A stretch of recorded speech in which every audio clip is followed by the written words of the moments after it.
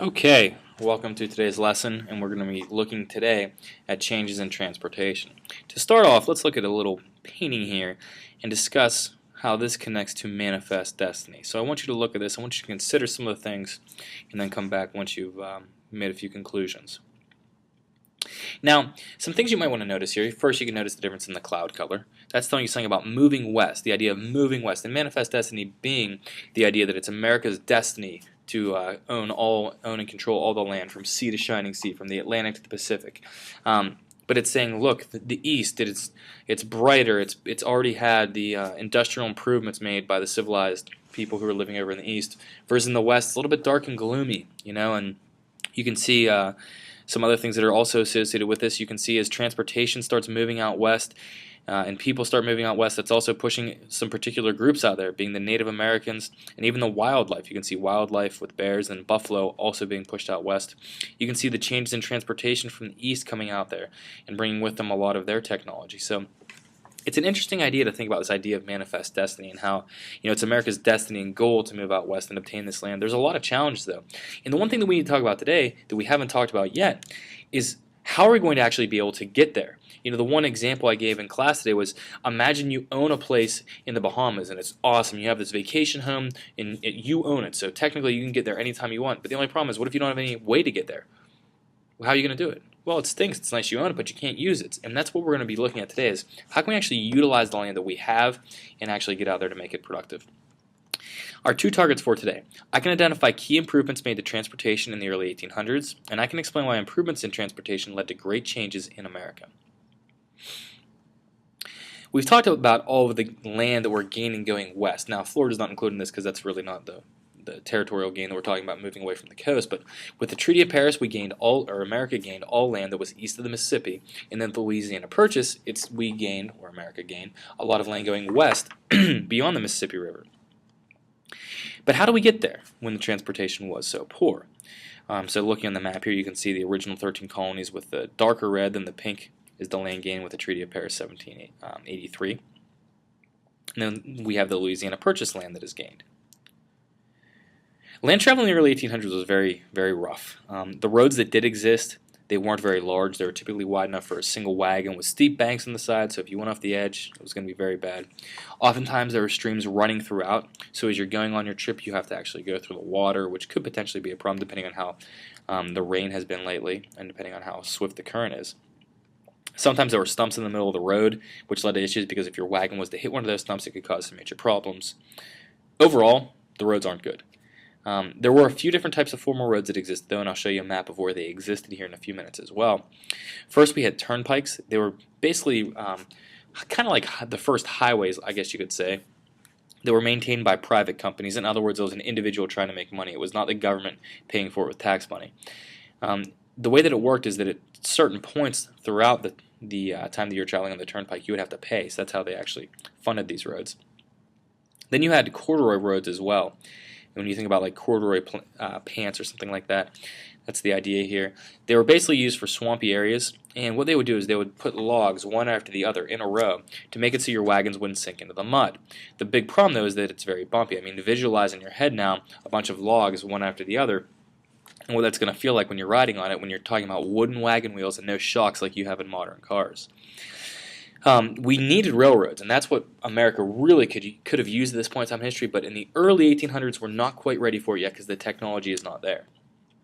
When you think about a turnpike, it's literally the idea of a pike is kind of like, I don't want to say a spear, but kind of to an extent, and turn it. So you pay, and then I'll kind of show you what I'm talking about. So you pay, and then instead of it being down, it kind of pivots upward and allows you to pass through. So there's my terrible drawing to show you what I mean there.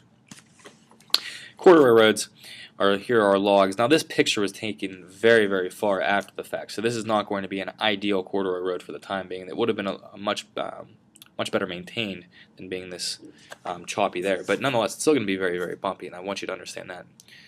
And then on the right, we have the idea of a dirt road. And it's not to say that all roads would have been this nice. This probably would have been a very nice dirt road for that time period, but it's just the idea of not being very wide. It's not modern at all, and that's one thing I want you to think is put yourself in this time period to understand what the transportation technology really was like. This map right here shows you what roads did exist early on in the 1800s, so you can see how people could potentially have gotten out west. There are some that do exist, not that they're good, but they do exist at least, so it would make it so you could potentially use them.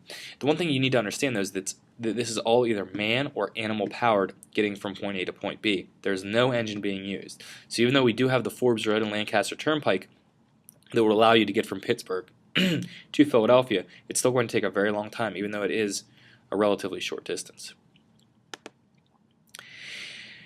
Yeah, and when you compare roads then and now, it's amazing because Pennsylvania, if not the most, has one of the most extensive highway and state-funded road networks in America. I mean, look at all the highways and all this, and it's nice having all these roads because it really does make it so you can have a lot of different ways to get between different places. The only problem is that it's a lot of money, and these roads are funded by tax money, so that's the one thing that's the negative. So it's nice to have it, but it's also can be very expensive too.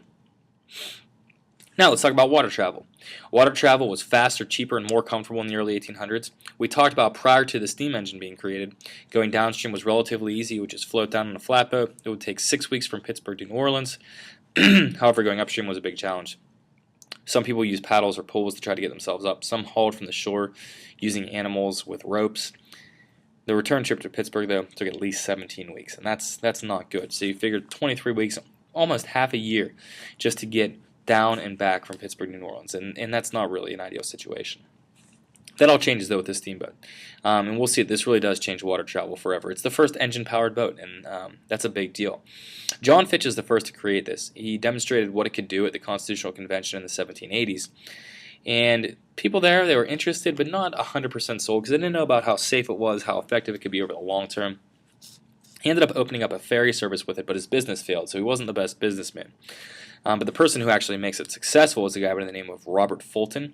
He successfully used the steamboat. His first one was the Clermont, and he served, it served as a ferry on the Hudson River. Essentially, what it would do is it would take people from one location to another and then back. So this is going up and down the Hudson River.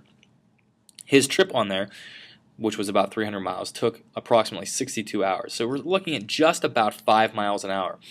Now, that doesn't sound that great in modern perspective, because it's not. But when you consider going upstream and downstream, that's when it really shows you that it is pretty effective, because if it was purely going downstream, you'd say, 5 miles an hour downstream, not a big deal. 5 miles an hour when you're talking about going upstream, that's pretty effective when you're looking at the overall average that you do have here. So it's not that it was going 5 miles an hour, but that's what it averaged out to. The benefits of steamboats were many. The most obvious ones were it made it so you could travel much more easily time-wise, and you could also go upstream. And the negatives were technology was not perfected yet. Explosions and fires were very common, and even sometimes there were wrecks with steamboats because you had these different ferry services that were competing to see who could get there fastest, and there actually were quite a few collisions. I think the textbook says there were 44 collisions in the first 40 years or so of having these steam engines. So the reality is that tweaks needed to be made, but it really saved a whole lot of time and money. This is a sketch here or an etch, I should say, of Robert Fulton's Clermont, the world's first successful steamboat, as it says here in the bottom. But you can see the different things with it. You can see the power, or the smoke/steam, I should say, coming out of the top. And then you can also see right here the wheel. So essentially you have a motor that is powering these giant wheels. It's kind of like the Gateway Clipper in that idea with it, and that's what actually is what propelled the boats. Given that you could use these steamboats to get places much more quickly than traveling on land using animal-powered, a lot of people wanted to use these all the time, but with water there's a huge limitation. You can only use it where there's water. You can't just put a steamboat on land and have it work. So how do we get around that if there's only rivers and oceans to use it on currently? Well, what they decided to do is start creating some man-made waterways known as canals that are kind of like rivers.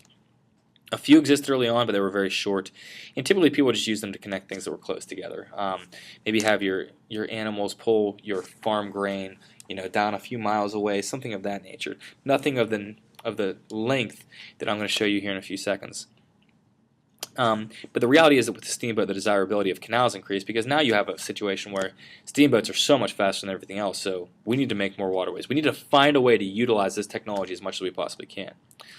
When you look at the canal, imagine making this. You'd have to really remove so much just to be able to finish this off. And you can see, with the width of this, you would have to get rid of all this rock, because it's not like this big gash here, I guess you could say, in the hillside is natural. I mean, that's something that was man-made.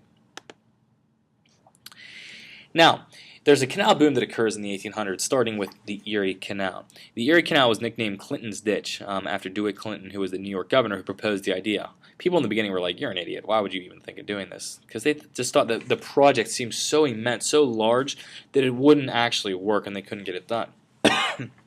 Now, work for this project began in 1817 and completed in 1825. It took 8 years, but when you see the scope of the map, which is on a video that I also have linked on the website, you'll understand why that's so significant. Much of it was dug by hand. They needed to do a couple things that were really, really cool and really challenging. First, they had so many trees to get out of the way, and how do you pull a stump? And if anybody's ever pulled a stump, you know that's not easy. Well, they created this new sort of technology that was a stump puller that could pull 40 a day. That was step one. Step two, what do you do about changing levels of land and topography, and how do you deal with that? Well, one big issue was they actually had to create bridges for their canal to go over rivers, because if you were to drain your canal into the river, then you wouldn't be able to get any further. So that becomes a really interesting thing, and I'll show you a picture of that. There are some other situations where they have locks that make it so you can rise to go with the land a little bit, which is kind of cool too. Nonetheless, though, work on this finished in 1825, and it really does change things around quite a bit, because it actually reduces travel costs to 1/20 of the original cost. I mean, imagine it costs you $500 to fly somewhere today. And you say, okay, let's take a 20th of that cost. And that switches now to being $25. I can assure you that if I could fly somewhere for $25, I would fly a whole lot more than I do right now. But the reality is it's so expensive that maybe I'm a little bit more hesitant to do so. Well, that's the same thing at this point in time. When you're reducing the travel cost by that much and making it more, much faster, much easier, I mean, overall it's a huge cost savings, and it really helps New York City actually become what it is today too. And this encourages a lot of other people to make canals too. So overall, the Erie Canal was a huge, huge, huge success. Now, when you look at it, you can see this is going to help farmers, and it's going to help farmers to be able to transport their grain to places it needs to get. And the one comparison I made in class also was, imagine that you're somebody in this point in time who was making food, but you can get it from anywhere else, and you want to do something else. Well, now your job doesn't have to be purely related to producing food, because you can purchase it from other people. And nowadays that's how it works in America, whereas most people aren't actually producing food, they're doing something else, and the transportation is what allows that to happen. This is a really cool picture here though, and this is showing the idea of a canal over top of a river where you have boats going over top of boats. It seems kind of bizarre, but that is a challenge, because if we were to, I'll put my pen out, if we were to drain this right here where I'm drawing into the river, then what would happen is it would not be able to continue up in this direction, because you wouldn't be able to get the water to continue up in that manner. So that's why they actually had to build this in this way. So interesting thing to think about. So what does this allow overall? Farmers to profit further inland. It pushed America forward, and Alexis de Tocqueville, a visitor from France, who's a diplomat, said, "Of all the countries in the world, America is that in which the spread of ideas and of human industry is most continual and most rapid." Spreading ideas, spreading business, this is what makes a country strong. America did this early on, and in the early 1800s, America is not that strong still. You need to keep that in mind. It's not really until we get nearer to 1900 that America really becomes this really strong country that really has a lot of international influence. And this is what really sparks it, is the fact that we get new transportation technology, business is spreading, ideas are spreading, and that's a good thing overall. Now, your homework and what you need to do is to complete the new Joe Farmer assignment. I think I called it Joe Farmer Redo, using pages 303 and 306 in your textbook. Make sure that you do get that done, though.